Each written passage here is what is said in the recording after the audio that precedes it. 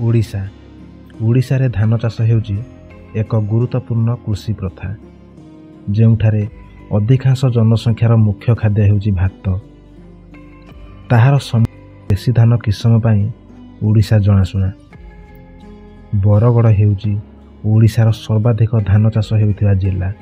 ସେଥିପାଇଁ ବରଗଡ଼କୁ rice bowl ବା ଚାଉଳ ପାତ୍ର ମଧ୍ୟ କୁହାଯାଇଥାଏ। ବର୍ତ୍ତମାନ ଜୁଲାଇରୁ ଅଗଷ୍ଟ ଭିତରେ ପ୍ରାୟତଃ ଓଡ଼ିଶାରେ ରୁଆ ରୁଇ ସରିଯାଇଥିବ।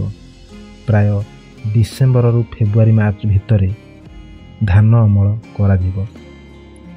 ଆପଣମାନେ କମେଣ୍ଟରେ କହିବେ, କେନ୍ଦ୍ରୀୟ ଧାନ ଗବେଷଣା ପ୍ରତିଷ୍ଠାନ ଓଡ଼ିଶାର କେଉଁ ଜିଲ୍ଲାରେ ଅବସ୍ଥିତ?